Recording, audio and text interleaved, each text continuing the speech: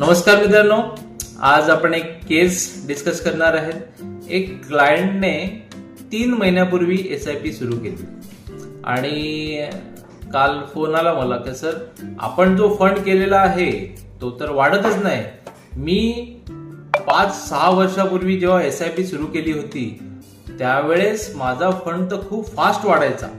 आता 5-6 वर्ष पूर्वी म्हणजे कोविडच्या सिच्युएशनला, ज्या वेळेस कोविडची सिच्युएशन होती तेव्हा मार्केट होतं 7,000 2020 रोजी. मग त्यावेळेस जसं मार्केट रिकव्हर झालं आणि त्यानुसार वन साइड रिकव्हर झालेलं आहे. म्हणजे तुम्ही बघतील का 7,000 पासून डायरेक्ट 26,000ला येऊन मार्केट थांबलं. एवढं ऍप्रिसिएशन त्या स्टेजला झालं. मग त्यावेळेस त्या क्लायंटची SIP सुरू होती.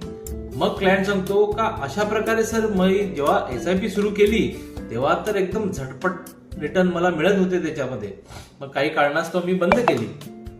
आता मी 3 महिन्यापासून SIP करतोय पण रिटर्न वाढत नाहीये. आता जो 2020 पासून 2024 पर्यंत मार्केट बऱ्यापैकी वाढलं, लोकांचे रिटर्न्स जे आहेत हे बऱ्यापैकी मिळाले. आता तुम्ही बघा की जेव्हा निफ्टी 7,000 होती तिथून 26,000 पर्यंत निफ्टी आली, म्हणजे किती पर्सेंट? 250% पेक्षा जास्त रिटर्न निफ्टीने दिले.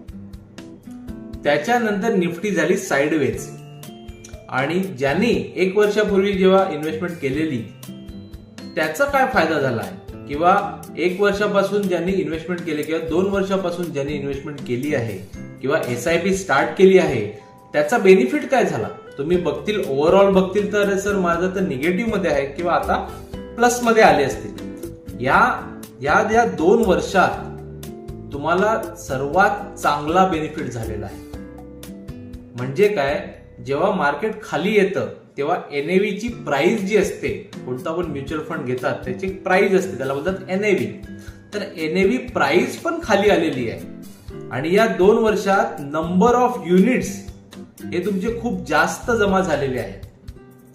त्यामुळे जेव्हा इन फ्युचर मध्ये मार्केट परत 30,000, 35,000, 40,000 जाणार तेव्हा तुमच्याकडे जे 2 वर्षात जे नंबर ऑफ युनिट जमा झालेले आहेत त्यांचा बेनिफिट तुम्हाला तेव्हा मिळणार आहे. आता तुम्हाला वाटतंय का मी निगेटिव्ह मध्ये आहे किंवा कॉस्ट टू कॉस्ट आलेलो आहे, पण जशी जशी तुमच्या प्रत्येक महिन्याला SIP होत गेलेली आहे, डिडक्ट होत गेलेली आहे, त्यानुसार NAV प्राइस पण तुम्हाला खूप लो मध्ये मिळालेली आहे आणि लो प्राइस मध्ये तुम्हाला नंबर ऑफ युनिट्स हे जास्त मिळालेले आहे. तुम्ही बघा का जर वन साइड मार्केट वरती जाते तर तुम्हाला NAV प्राइस जी आहे ही पण जास्त महाग होत जाणार आणि SIP जेव्हा तुमची डिडक्ट होणार तेव्हा तुम्हाला जास्त युनिट्स मिळणार नाहीत. मग SIP बनलेलीच याच्यासाठी आहे का जेव्हा मार्केट खाली येतं तेव्हा रुपी कॉस्ट एव्हरेजिंग होते, त्यासाठीच SIP बनलेली आहे. फक्त तुम्हाला तुमचं माइंडसेट चेंज करावं लागेल. 3 महिन्यात 6 महिन्यात तुम्हाला रिटर्न मिळणार नाही. म्युच्युअल फंड जो आहे हे लॉंग टर्म गोल अचीव करण्यासाठी केले जातात. जसं तुमच्या चिल्ड्रन एज्युकेशन प्लॅनिंगचा गोल झाला, तुमच्या स्वतःच्या रिटायरमेंट प्लॅनिंगचा गोल झाला, तर यासाठी म्युच्युअल फंड केले पाहिजे. आणि मिनिमम 10 वर्ष, मिनिमम तर 7 वर्षाच्या प्लस तुम्हाला कंपाऊंडिंग इंटरेस्ट किंवा नंबर ऑफ व्हॅल्यूचा तुम्हाला इंटरेस्ट किंवा बेनिफिट हा मिळत जाणार आहे. कारण या 7 वर्षात अपडाऊन होत राहणार, पण तुमचे नंबर ऑफ युनिट जमा करायचे जास्त. खाली येते मार्केट तर स्वस्त रेट म्हणजे आपल्याला युनिट्स मिळतात ना, तर हा फायदा आहे. रिटर्न या पहिल्या 7 वर्षात तुम्हाला रिटर्न बघायचे नाहीयेत, तुम्हाला बघायचे का नंबर ऑफ युनिट्स माझे किती जमा होतील याच्याकडे तुम्हाला फोकस करायचा आहे. जर नंबर ऑफ युनिट्स जमा झाले तर जसं मार्केट ऍप्रिसिएशन होणार आहे त्यानुसार तुमची व्हॅल्यू पण खूप चांगली वाढणार आहे.